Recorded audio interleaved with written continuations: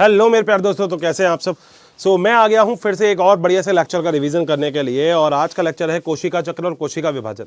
No doubt 15 से 20 minute का बस ये सेशन होने वाला है। और विश्वास करना, अगर आपने 15 से 20 मिनट मुझे दे दिए तो इस लेक्चर का ऐसा रिवीजन आपने कभी देखा नहीं होगा। ठीक है, तो चलिए जरा शुरू करते हैं।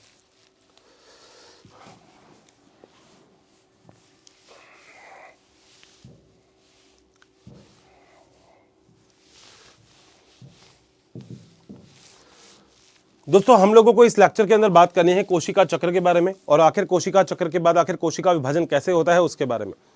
आप सभी लोग एक बात बहुत अच्छे से जानते हैं कि हम लोगों ने, रुडोल्फ विर्चो ने एक बात बोली थी, ओमनिस सेलुला ई सेलुला, यानी कि प्रत्येक नई कोशिका का निर्माण उसकी पूर्ववर्ती कोशिकाओं से होता है। इसका सीधा सा मतलब हो गया कि अगर किसी भी नई कोशिका को बनना है तो कहीं ना कहीं कोशिका विभाजन उसको करना ही पड़ेगा। और इस कोशिका विभाजन के लिए उसको दो चीज करनी पड़ेगी, एक तो केंद्रक द्रव्य का विभाजन, एक कोशिका द्रव्य का विभाजन। केंद्रक द्रव्य के विभाजन को कैरियोकाइनेसिस बोलते हैं, जबकि कोशिका द्रव्य के विभाजन को हम साइटोकाइनेसिस बोलते हैं। तो टोटल मिला के आप लोगों को एक कोशिका से दो कोशिका बहुत ही आसानी से यहाँ पे देखने को मिल जाती है।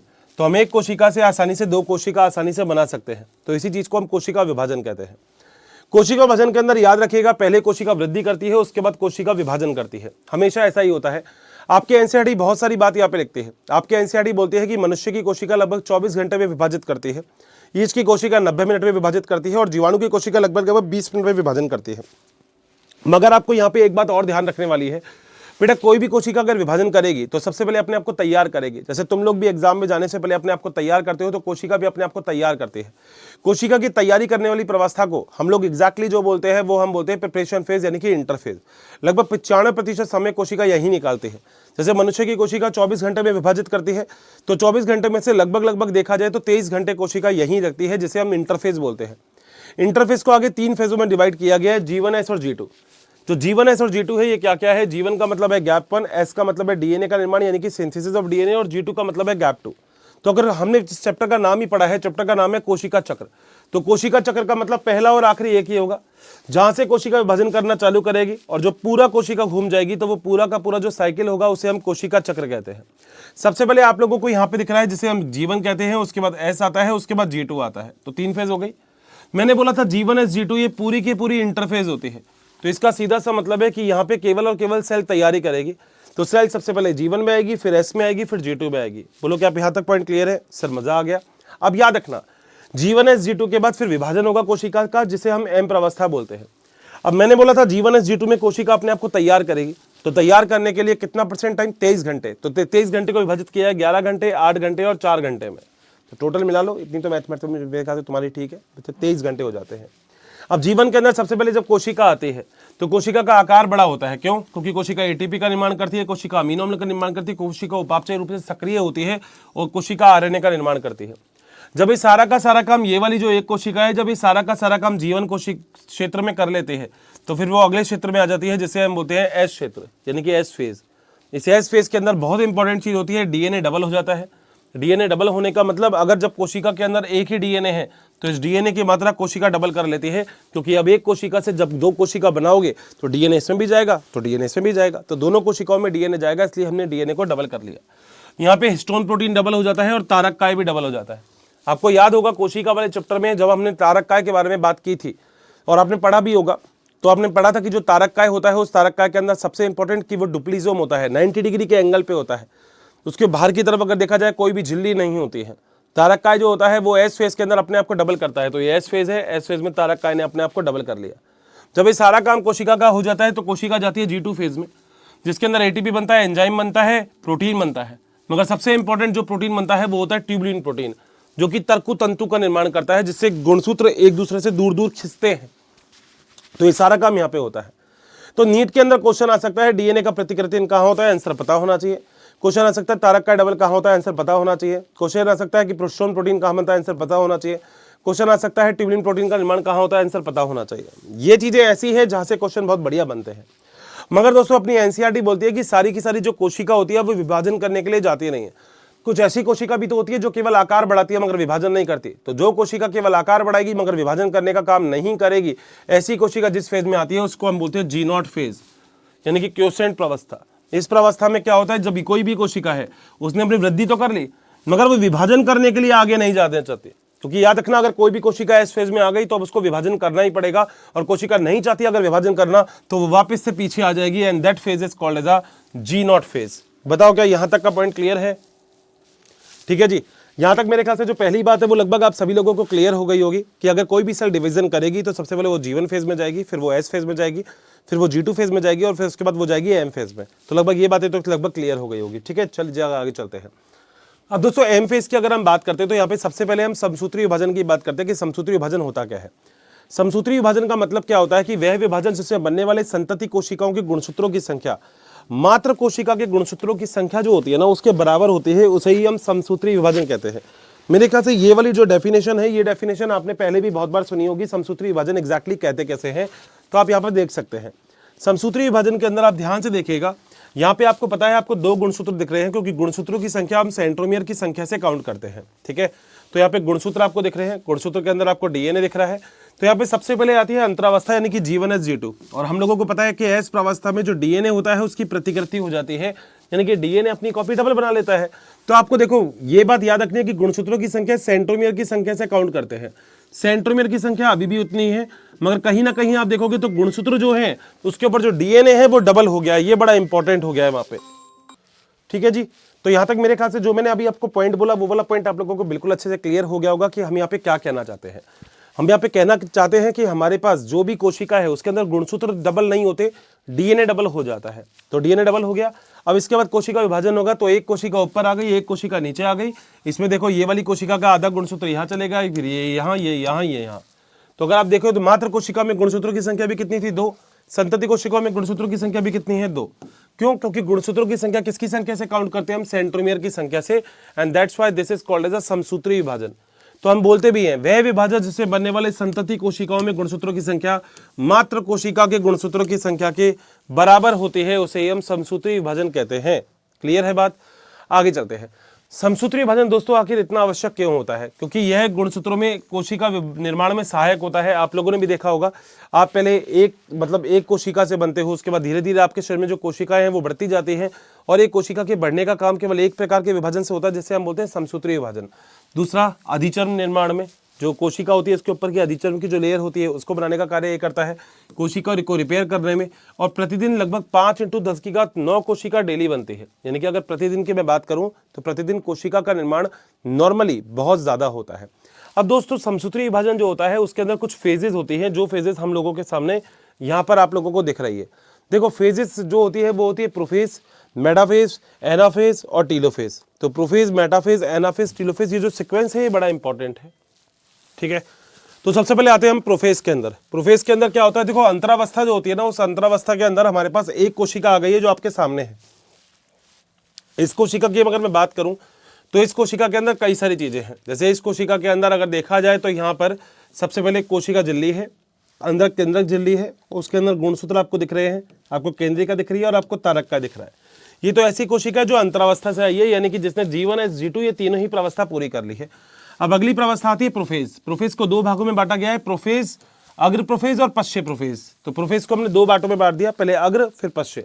अग्र में क्या होता है? देखो केंद्रक झिल्ली धीरे धीरे विलुप्त होती है, जो तारक है वो ध्रुव की ओर आते हैं, जो क्रोमेटिन है ये धीरे धीरे संगठित होकर प्राग गुणसूत्र बना रहे हैं, यानी कि अभी प्रॉपर गुणसूत्र नहीं बना। जब प्रोफेज की एंड होती है तब देखो प्रॉपर गुणसूत्र बन जाता है। ठीक है, तो इसमें और इसमें फर्क देख रहे हो, और जो तारक है ध्रुवों की ओर जा रहे हैं और केंद्रक झिल्ली और केंद्रिका धीरे धीरे विलुप्त हो रही है। जो मैं बोल रहा हूँ नीचे वही पॉइंट लिखे हुए हैं। धीरे धीरे देखा जाए तो यहाँ पे जो कोशिकांग है वो भी गायब हो रहे हैं।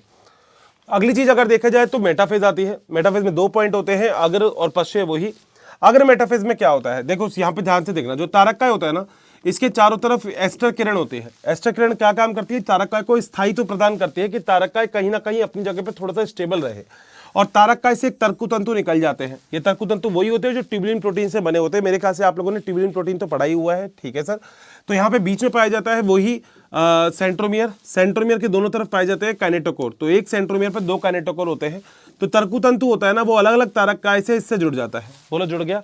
तो जो मेटाफेज में अगर मेटाफेज होती है उसके अंदर तो गुणसूत्र मध्य में नहीं होते। क्यों नहीं होते? क्योंकि तारक काय अभी बिल्कुल ध्रुवों पर नहीं पहुंचे हैं। मगर जब पश्चिम मेटाफेज की बात करते हैं तो देखो तारक काय बिल्कुल ध्रुव पर पहुंच गए और गुणसूत्र जो है वो मध्य पट्टिका पर आ गया। तो M for metaphase, M for morphology. गुणसूत्रों की जो मॉर्फोलॉजी होती है उसका अध्ययन भी कौन सी प्रवस्था में किया जाता है? मेटाफेज प्रवस्था में किया जाता है। बिल्कुल सही बात है। अगली प्रवस्था होती है एनाफेज प्रवस्था। एनाफेज प्रवस्था में क्या होता है? एनाफेज प्रवस्था में जो गुणसूत्र है, ये गुणसूत्र कहीं ना कहीं सेंट्रोमियर से विभाजित हो जाते हैं। तो एनाफेज प्रवस्था दो प्रकार की होती है, वही अग्र और पश्य, जिसके अंदर गुणसूत्र जो होते हैं वो धीरे धीरे सेंट्रोमियर की तरफ खिंचते हैं। यहाँ पे जो ये तर्कुतंतु है ना, ये धीरे धीरे गुणसूत्र को खींचेंगे, तो ये वाले गुणसूत्र यहाँ जाएंगे, ये वाले गुणसूत्र यहाँ जाएंगे। सही बात है। यहाँ पे एक बात और बहुत ध्यान रखने वाली बात है कि गुणसूत्र की भुजा तो मध्य की ओर होती है, जबकि जो सेंट्रोमियर होता है वो ध्रुवों की तरफ होता है। बिल्कुल सही है। पश्चिम मेटाफेज जो होगा, गुणसूत्र और ध्रुवों की तरफ चले जाएंगे तो कोई दिक्कत ही नहीं है। सही बात है। तो यहाँ पे कोशिका द्रव्य का विभाजन जो होता है वो लेट एनाफेज के अंदर चालू हो जाता है। यहाँ से कोशिका द्रव्य का भी अब विभाजन चालू हो जाएगा। कोशिका में आपको पता है जो गुणसूत्र होती है उसकी जो संरचना का अध्ययन जो होता है वो कौन कौन से प्रकार की होती है, ये आपने पढ़ा है। वी शेप, मेटासेंट्रिक, सब मेटासेंट्रिक, एक्रोसेंट्रिक और टीलोसेंट्रिक। ये सारी की सारी जो प्रावस्था है ये कहीं ना कहीं आपको देखने को मिलती है एनाफेज प्रावस्था में। तो एनाफेज प्रावस्था क्या होती है? जिसके अंदर जो गुणसूत्र होता है उसकी संख्या डबल हो जाती है। डबल कैसे? क्योंकि गुणसूत्रों की संख्या किसकी संख्या से काउंट करते हैं? सेंट्रोमियर। अब देखो 4 सेंट्रोमियर हो गए, जबकि पहले आपने देखे थे, पहले कोशिका के अंदर केवल 2 सेंट्रोमियर थे, जबकि अभी कितने सेंट्रोमियर हो गए? 4। तो कहीं ना कहीं गुणसूत्र भी अपने आप को डबल कर लिया। अगला होता है यहाँ पे एनाफेज के बाद अगला आता है टीलोफेज। टीलोफेज के अंदर वही होते हैं, केंद्रक झिल्ली वापस बन जाती है, गुणसूत्र असंगठित होकर वापस क्रोमैटिन का निर्माण कर लेते हैं, केंद्रक जो केंद्रिका होती है वो फिर से आ जाती है, तारक का ध्रुवों की तरफ होते ही है, कोई दिक्कत नहीं है। तो यहाँ पे देखा जाए तो ये जो एंडोप्लाज्मिक रेटिकुलम, गोल्जी काय वगैरह होते हैं सारे वापस आ जाते हैं। तो इसे हम बोलते हैं टीलोफेज। और टीलोफेज को रिवर्स प्रोफेज भी कहते हैं। आप कहोगे अर्षित सर टीलोफेज का रिवर्स प्रोफेज क्यों कहते हैं? क्योंकि टीलोफेज के अंदर सारा काम उल्टा होता है जो प्रोफेज के अंदर होता है। प्रोफेज के अंदर अगर आपने देखा तो क्रोमैटिन संगठित होकर गुणसूत्र बनते हैं, यहाँ पे गुणसूत्र असंगठित होकर वापस से क्रोमैटिन बन जाते हैं। वहाँ पे केंद्रक झिल्ली गायब होती है, यहाँ पे केंद्रक झिल्ली आ जाती है, वहाँ पे केंद्रिका गायब होती है, यहाँ पे केंद्रिका आ जाती है, वहाँ पे सारे के सारे कोशिकांग गायब होते हैं, यहाँ पे कोशिकांग आ जाते हैं। तो ये हमारे पास पहला होता है। अब इसके बाद दोस्तों क्या होता है? कोशिका द्रव्य विभाजन भी बड़ा इंपॉर्टेंट है। अब देखो आपने क्या कर दिया, आपने केंद्रक का विभाजन तो कर दिया, मगर अब आपको एक कोशिका से 2 कोशिका भी तो बनानी है। तो कहीं ना कहीं अब आपको करना पड़ेगा कोशिका द्रव्य विभाजन। और इस कोशिका द्रव्य के विभाजन के लिए जंतु में जो विधि होती है वो होती है खांचन विधि। क्या होती है खांचन? खांचा आपने देखा होगा, जैसे तुम्हारे दोस्त ने तुमसे कोई भी पेज मांगा आधा, तो तुम ऐसे पेज को फोल्ड करके ऐसे लाइन बना देते हो बीच में।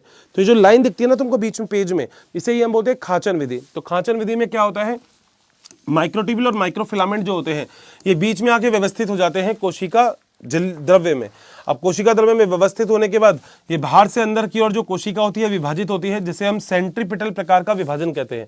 क्योंकि कोशिका क्या होती है? देखो ऐसे कोशिका विभाजन ऐसे होता है, बाहर से अंदर की ओर। ठीक है। तो फाइनली यहाँ पे एक कोशिका से क्या बन जाती है? 2 कोशिका बन जाती है। जब माइक्रोट्यूब्यूल और माइक्रोफिलामेंट यहाँ पे जुड़ जाते हैं तो इसे ही हम क्या बोलते हैं? मिड बॉडी बोलते हैं। नीट के एग्जाम में क्वेश्चन आ सकता है कि मिड बॉडी का निर्माण किसमें होता है? तो आपका आंसर है मिड बॉडी का निर्माण होता है जंतु कोशिका के अंदर, जबकि पादप कोशिका में मिड बॉडी का निर्माण नहीं होता। पादप कोशिका में गोल्जी वेसाइकल जो होते हैं वो मध्य में आ जाते हैं। जैसे ही गोल्जी वेसाइकल मध्य में आती है वो सीधा हॉटलाइन पे फोन करती है, किस किस को? अंतःपद्मवी जालिका को और तर्कुतंतु के टुकड़ों को। जब गोल्जी वेसाइकल बीच में आ जाती है तो इसे हम बोलते हैं फ्रेगमोप्लास्ट। जब अंतःपद्मवी जालिका, गोल्जी वेसाइकल और तर्कुतंतु तीनों हो जाते हैं तो इसे हम सेल प्लेट या कोशिका पट्टिका कहते हैं। मगर याद रखना यहाँ पे विभाजन जो होगा वो अंदर से बाहर की ओर होगा। ठीक है, जिसे हम सेंट्रीफ्यूगल बोलते हैं। ठीक है। तो फाइनली एक कोशिका से कितनी कोशिका बन जाती है? 2 कोशिका बन जाती है। मैंने बोला ना, देखो पता है, मुझे नहीं पता आप लोगों को कितना कैसा फील हो रहा है, मगर आप खुद देखना हम लोग डायग्राम से कितनी अच्छी थ्योरी कंप्लीट करते हैं। और विश्वास करना, आप एनसीईआरटी पे पढ़ के देखना, इसके बाद आप खुद मेरे से कह दोगे अर्षित सर मजा आ गया, एनसीईआरटी में तो कुछ है ही नहीं इसके अलावा। तो बस मेरे साथ साथ आपको बस पढ़ना जरूरी है, वो बड़ा इंपॉर्टेंट हो जाता है, बाकी सारे काम सब सेकेंडरी है। ठीक है भाई, यहाँ तक लगभग पॉइंट क्लियर हो गया। अब इसके बाद दोस्त अगली चीज क्या होती है कि कई बार ऐसा होता है कि केंद्रक का विभाजन तो हो जाता है मगर कोशिका द्रव्य का विभाजन नहीं होता। इसे हम बहुकेंद्रीय व्यवस्था कहते हैं। जैसे अगर नारियल में आपने भ्रूणपोष देखा है, कोकोनट में वाटर देखा है, वो इसी का एग्जाम्पल है, जिसके अंदर कोशिका में जो केंद्रक है ये लगातार विभाजन करता रहेगा। तो आप ऐसी कंडीशन को पॉलीपोलाइडी मतलब अत्यधिक केंद्रक भी बोल सकते हैं कि कोशिका के अंदर जो केंद्रक है उसकी संख्या क्या हो गई है? ज्यादा हो गई है। अगली चीज दोस्तों क्या होती है? सामान्यतः जो समसूत्री विभाजन जो होता है वो कायिक कोशिका में होता है। अब आपका आंसर ये होगा हर्षित सर कायिक कोशिका क्या होती है? आपकी जितनी भी कोशिकाएं ना सारी कायिक कोशिका है, मगर आपके पास जो शुक्राणु अंडाणु होते हैं वो जनन कोशिका होती है। तो नॉर्मली हम बोलते हैं समसूत्री विभाजन जो होता है वो हमेशा कायिक कोशिका में होता है, मगर कई बार समसूत्री विभाजन जनन कोशिका में भी हो सकता है। उसका सबसे अच्छा एग्जाम्पल है ड्रोन। ड्रोन वो वाला नहीं बेचा जो उड़ता है, खैर उड़ता तो ये भी है मगर ये मधुमक्खी वाला है। मधुमक्खी के वहां पे अगर देखा जाए फैमिली में तो 3 चीजें होती है। पहले तो नर ड्रोन होता है जिसके अंदर गुणसूत्रों की संख्या 16 यानी कि अगुणित होती है। श्रमिक मक्खी होती है, गुणसूत्रों की संख्या 32 यानी कि द्विगुणित। रानी मक्खी गुणसूत्रों की संख्या 32 यानी कि द्विगुणित। द्विगुणित का मतलब आप जानते होंगे, द्विगुणित का मतलब होता है जहां पे गुणसूत्रों की संख्या नॉर्मल 2n होती है, डबल होती है, जबकि अगुणित का मतलब गुणसूत्रों की संख्या आधी होती है। सही बात। अब होगा क्या, नर ड्रोन जो होगा इसमें 16 गुणसूत्र है जैसा कि आपको दिख रहा है, तो यहाँ पे समसूत्री विभाजन होगा जो कि नहीं होना चाहिए, क्योंकि जनन कोशिका बनाने के लिए हमेशा अर्धसूत्री विभाजन होता है। मगर पहली बार यहाँ पे समसूत्री विभाजन आएगा, तो 16 को विभाजित कर दोगे 16-16, 32 को विभाजित कर दोगे तो 16-16। ये 16 और 16 आपस में निषेचित करके 32 बनाती है, जिससे श्रमिक मक्खी, और जब भी श्रमिक मक्खी रॉयल जेली खा लेती है तो ये रानी मक्खी बन जाती है। बेटा ये रॉयल जेली एक ऐसी चीज होती है जिसके अंदर श्रमिक मक्खी के अंदर अंडे को बनाने की क्षमता आ जाती है। तो ये रॉयल जेली जो होती है ये छत्ते के अंदर ही होती है। अब सारी मक्खियां नहीं खा जाती, इनमें सारी मक्खियों में चुनाव होता है कि भैया ये हमारा लीडर है, मान लो कैसे भी करके जो रानी मक्खी है उसको कुछ हो गया, तो जो श्रमिक मक्खी है उसमें से ही कोई रानी मक्खी बन सकती है। क्यों? क्योंकि श्रमिक मक्खी और रानी मक्खी दोनों में ही गुणसूत्रों की संख्या लगभग बराबर ही है। ठीक है, यहाँ पे आप देखा जाए तो यहाँ पे जो 16 है ये अनिषेक जनन करेंगे। अनिषेक जनन का मतलब बिना निषेचन के ही नए जीव का निर्माण कर लेंगे, जिससे नर ड्रोन का निर्माण हो जाएगा। तो आपके पास एग्जैक्टली यहाँ पे एक नया जीव बन गया है। अब अगला आता है अर्धसूत्री विभाजन, जो कि जनन कोशिकाओं में होता है। तो यहाँ पे जो अर्धसूत्री विभाजन जिन कोशिका में होता है उसे हम मियोसाइट कहते हैं। तो वह विभाजन जिससे बनने वाले संतति कोशिकाओं के गुणसूत्रों की संख्या मात्र कोशिकाओं की गुणसूत्रों की संख्या के आधी होती है, उसे अर्धसूत्री विभाजन कहते हैं। वाह सर। अर्धसूत्री विभाजन अगर देखा जाए तो इसमें क्या होता है, जैसे देखो नॉर्मली कोशिका ऐसे होती है, ठीक है, डीएनए डबल हो गया, बहुत बढ़िया बात है। मान लो पहले 2 गुणसूत्र थे तो अभी भी 2 हैं, ठीक है। अर्धसूत्री प्रथम होगा तो गुणसूत्रों की संख्या आधी हो जाएगी, एक ऊपर चले गए एक नीचे चले गए, एक एक रह गया। अर्धसूत्री द्वितीय में जो होगा सेंट्रोमियर का विभाजन हो जाएगा। देखो हो गया सेंट्रोमियर का विभाजन, तो एक यहाँ आ गया, एक यहाँ आ गया, एक यहाँ आ गया, एक यहाँ आ गया, बस। तो अब मैं एक बात बोलूं, अर्धसूत्री द्वितीय संसूत्री के समान है। क्यों? अर्धसूत्री द्वितीय में जो बनने वाली संतति कोशिकाओं में गुणसूत्रों की संख्या अगर 1 है तो मात्र कोशिका में गुणसूत्रों की संख्या भी 1 है। जबकि जो अर्धसूत्री प्रथम है वो अर्धसूत्री ही होता है। क्यों? क्योंकि मात्र कोशिका में गुणसूत्रों की संख्या अगर 2 है तो संतति कोशिकाओं में गुणसूत्रों की संख्या 1-1 है।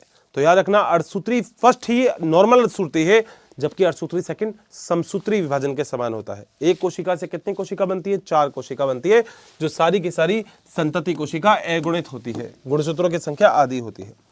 अब अर्धसूत्री विभाजन में दोस्त कई सारी फेजेज होती हैं। जैसे मान लो ये एक कोशिका है, सबसे पहले इंटरफेज में जाती है जिसे हम बोलते हैं G1, S और G2। इसके बाद ये कोशिका बड़ी हो गई।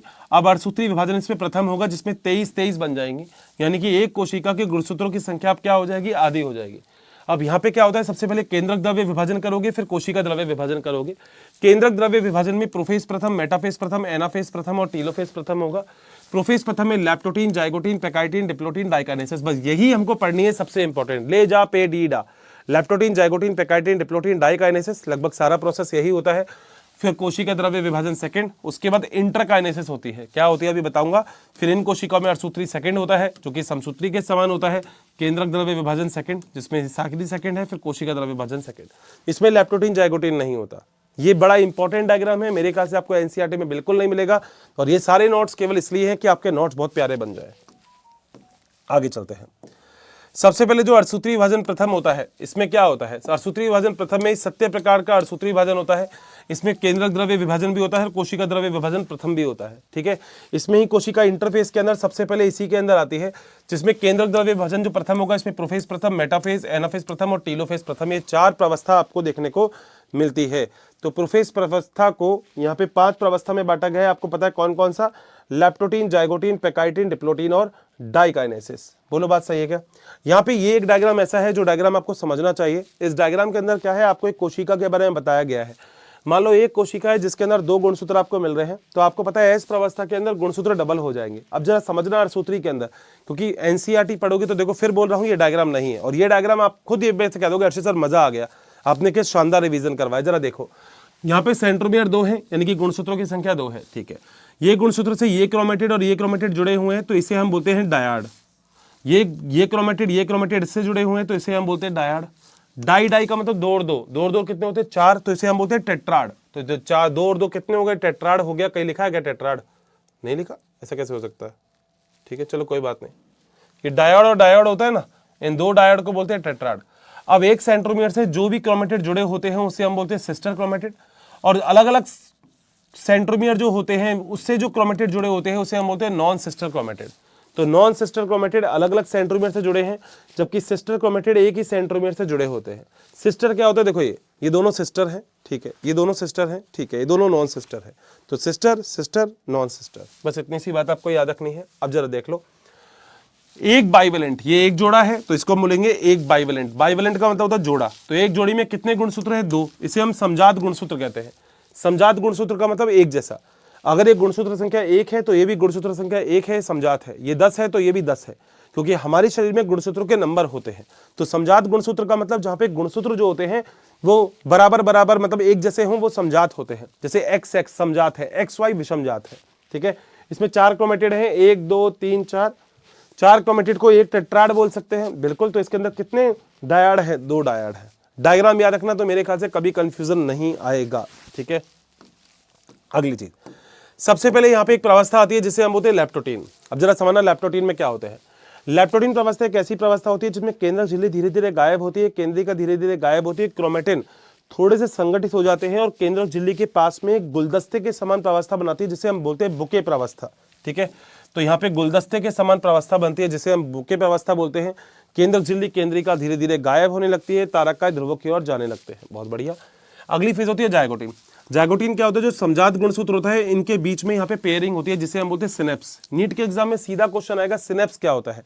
तो दो समजात गुणसूत्र की जो नॉन सिस्टर क्रोमेटिड है, ये दोनों आपस में बात करने के लिए आती है, कह रहे अरे क्या कर रही है बहन तू बहुत दिन से दिखी नहीं है। तो ये जो दोनों बातें होंगी ना, इसे हम सिनेप्स या सिनेप्टोनिमल कॉम्प्लेक्स या सिनेप्टोनिमल जटिल कहते हैं। इसके बाद अगली चीज होती है पैकाइटिन। पैकाइटिन प्रवस्था वो होती है जिसके अंदर जीन विनिमय होता है, एक्सचेंज होता है जेनेटिक मटेरियल का। लगभग आप सभी लोग ये चीज जानते होंगे। अगर 2 गुणसूत्र हैं आपके पास तो इन दोनों गुणसूत्र में इसका ये वाला भाग यहां चले जाएगा, इसका ये वाला भाग यहां चले जाएगा। इसे हम बोलते हैं क्रॉसिंग ओवर, जिसके अंदर एक बहुत ही इंपॉर्टेंट एंजाइम होता है, नाम होता है रिकॉम्बिनेज एंजाइम। और ये एंजाइम क्या काम करता है, 2 अलग अलग भागों में अगर देखा जाए तो आनुवंशिक पदार्थ का आदान प्रदान करने का काम करता है 2 नॉन सिस्टर क्रोमेटिड के बीच में। और तारक वही ध्रुवों की ओर गति कर रही है, केंद्रक झिल्ली और केंद्रिका गायब हो रही है, मगर सबसे इंपॉर्टेंट क्रॉसिंग ओवर हो रहा है। यहाँ पे कौन कौन से एंजाइम है, रिकॉम्बिनेज। रिकॉम्बिनेज एंजाइम में 2 एंजाइम होते हैं, एक होता है एंडोन्यूक्लियस जो डीएनए को यहाँ से काटता है, यहाँ से काटता है, एक होता है लाइगेज जो इस वाले कटे पार्ट को यहाँ जोड़ेगा, इस वाले कटे पार्ट को यहाँ जोड़ेगा। तो ये एक्सचेंज ऑफ जेनेटिक मटेरियल जो हो रहा है, ये कौन से में हो रहा है, क्रॉसिंग ओवर में। इसके बाद आती है डिप्लोटीन। एक्सचेंज जेनेटिक मटेरियल का हो गया, तो कहीं ना कहीं जहां से भी और गुणसूत्र जुड़े होंगे वहां से तो अलग हो जाएंगे, मगर टिप पे एक दूसरे से जुड़े हुए रहते हैं, तो इसे हम बोलते हैं काइएज मेटा। तो यहाँ पे लिखा भी हुआ है, एनसीईआरटी में शायद लिखा होगा कहीं ना कहीं कि काइएज मेटा का निर्माण होता है। ये काइएज मेटा का निर्माण होता है जहां पे गुणसूत्र आपस में जुड़े होते हैं, एक्स के समान की आकृति बनती है, ठीक है। और कशेरुकी में यह प्रवस्था सालों तक होती है। नीट के अंदर आने लायक क्वेश्चन है। मतलब फीमेल जो होती है ना, ह्यूमन बींग में जो फीमेल होती है उसके अंदर लैप्टोटीन हो जाती है, जाइगोटीन हो जाती है, पैकाइटिन हो जाती है और डिप्लोटीन हो जाती है। इसके बाद कोशिका पॉज हो जाता है, इसके बाद ये कोशिका आगे नहीं जाती। फिर जब वो लड़की का जब जन्म हो जाएगा ना, उससे पहले तक तो ये प्रवस्था हो जाएगी। जन्म के बाद 12 साल की एज के बाद जब उसकी प्यूबर्टी प्रवस्था आती है, जब उसमें द्वितीयक लैंगिक लक्षणों का विकास होता है, तब जाके इसके आगे वाला प्रोसेस आगे चलता है। मगर लड़कों में ऐसा नहीं होता। लड़के जब जन्म लेते हैं उसके बाद 10-12 साल की एज हो जाती है, जब जो उसके अंदर शुक्राणु का निर्माण चालू हो जाता है, उसके बाद ये वाला प्रोसेस ऑटोमेटिकली ही चालू हो जाता है, कंटिन्यू चलता है। अगला होता है डाइकाइनेसिस। वही तर्कोतंत्र से जुड़ जाते हैं। आदान प्रदान जो होता है, देखो पिंक में हरा आ गया और हरे में पिंक आ गया, तो आदान प्रदान भी यहाँ पे आनुवंशिक पदार्थ का हो चुका है। गुणसूत्र कोशिका द्रव्य में आ गए क्योंकि केंद्रक झिल्ली गायब हो गई। काइएज मेटा जो गुणसूत्र जुड़े हुए थे उसका भी खत्म हो गया। आनुवंशिक पदार्थ जो है वो पूर्ण हो गया है, ठीक है। अब कोई दिक्कत नहीं है। अब अगला है मेटाफेज। मेटाफेज का मतलब यहाँ पे याद रखना 2 मेटाफेजिक प्लेट बनती है। 2 का मतलब एक गुणसूत्र ऊपर हो गया, एक नीचे हो गया। समसूत्री विभाजन में एक ही मेटाफेजिक प्लेट बनती है, सारा गुणसूत्र एक ही लाइन पे आता है। जबकि अर्धसूत्री में 2 मेटाफेजिक प्लेट बनती है, एक नीचे बन गई, एक ऊपर बन गई, ठीक है सर, बिल्कुल। अगला आता है एनाफेज। एनाफेज के अंदर यहाँ पे सीधी बात याद रखना, गुणसूत्र ध्रुवों की ओर जाएंगे, मगर यहाँ पे सेंट्रोमियर का विभाजन नहीं होगा, लिखा हुआ है यहाँ पे। अभी सेंट्रोमियर का कोई विभाजन नहीं होगा, गुणसूत्र सीधा सीधा ध्रुवों पर चले जाएंगे। और लास्ट आती है टीलोफेज। टीलोफेज के अंदर वही गुणसूत्र वापस से असंगठित होकर क्रोमेटिन का निर्माण करते हैं, जैसा कि आपको दिख रहा है। केंद्रक झिल्ली आ गई, केंद्रिका आ गया, तारका है, सारे के सारे कोशिकांग वापस आ जाते हैं। यहाँ तक काम हो गया। आप सुनो बेटा, गुणसूत्र पहले से ही डबल है, मतलब डीएनए पहले से ही डबल है, ठीक है। तो अब ऐसी प्रावस्था में अगली प्रावस्था आएगी अर्धसूत्री सेकंड, मगर अर्धसूत्री सेकंड के बीच में इंटरकाइनेसिस आता है। इंटरकाइनेसिस को क्या बोलते हैं? इंटरकाइनेसिस एक ऐसी प्रावस्था होती है जिस प्रावस्था में कहीं ना कहीं एक काम नहीं होगा। क्या नहीं होगा आपको पता है, क्या नहीं होगा, डीएनए डबल नहीं होगा, एस प्रवस्था नहीं आएगी। तो कोशिका द्रव्य विभाजन के बाद एक कोशिका से कितनी कोशिका बन गई, 2 कोशिका बन गई, ये कोई दिक्कत नहीं है। इसके बाद आता है इंटरकाइनेसिस। बोला इंटरकाइनेसिस अर्धसूत्री प्रथम और द्वितीय के बीच में आता है। इसके अंदर एस प्रवस्था नहीं होगी, यानी कि डीएनए का डबल नहीं होगा, बस यहाँ पे तारक का डबल होता है, इसी को हम बोलते हैं इंटरकाइनेसिस। और फाइनली एक कोशिका से कितनी कोशिका बन गई, 2। देखो अब देखो, ये कोशिका आपके पास थी, वही प्रोफेज सेकेंड है, वापस समसूत्री के समान है, गुणसूत्र दिख गया, मेटाफेज में बीच में आ गया, एनाफेज में सेंट्रोमियर का विभाजन आ गया, टीलोफेज में 2 हो गए, फिर इसके बाद कोशिका द्रव्य विभाजन में ये हो गया। बोलो बात सही है क्या? एक कोशिका से 2 कोशिका, एक कोशिका से 2 कोशिका, तो टोटल कैसी बन गई, 4 कोशिका बन गई है। बोलो बात सही। तो यही होता है अर्धसूत्री विभाजन। और अर्धसूत्री विभाजन का क्या क्या काम होता है? अगुणित कोशिका का निर्माण करोगे तो अर्धसूत्री विभाजन के लिए, विकास के लिए बड़ा इंपॉर्टेंट है, क्योंकि इवोल्यूशन कभी आता है, जब चेंजेस आते हैं, और चेंजेस जीन विनिमय की वजह से हो रहे हैं, आपको पता है। यहाँ पे शुक्राणु और अंडाणु का निर्माण भी होता है। पीढ़ी दर पीढ़ी अगर इसमें विविधता आपको देखनी है तो भी आपको अर्धसूत्री विभाजन ही देखना पड़ेगा। मैं फिर आपसे बोल रहा हूँ, एक बार एनसीईआरटी अगर आपने पहले पढ़ रखी है तो एनसीईआरटी पढ़ लेना। मैं विश्वास करना, जो मैंने बताया इसके अलावा कुछ इंपॉर्टेंट नहीं है उसमें, मगर डायग्राम फोकस रखना। मैं हमेशा तुमसे एक ही चीज़ कहता हूँ, और मेरे ख्याल से तुम लोगों ने देखा भी है, मैं हमेशा एक चीज़ कहता हूँ, तो उस डायग्राम से बॉटनी इतनी आसान हो जाती है कि तुम लोग सोचा भी नहीं होगा। तुम खुद सोच के देखो, मैं अगर टचवुड सुबह से शाम तक अगर 4 से 5 बैच लेता हूँ तो सारे बैचेस में अलग अलग बायोलॉजी चल रही है, तो मुझे कैसे चीज़ें याद रहती हैं? मैंने सबके डायग्राम याद रख रखे हैं। तो मुझे लगता है कि मैक्सिमम चीज़ों के डायग्राम याद रखूंगा तो मेरे को थ्योरी के ऊपर ज़्यादा दिमाग नहीं लगाना पड़ेगा। आप लोगों को भी यही काम करना है। तो आशा करता हूँ कि लेक्चर बहुत ही अच्छा गया होगा, मस्त गया होगा। मिलते हैं दोस्तों फिर अपने अगले लेक्चर में। Till then bye bye, take care, thank you so much.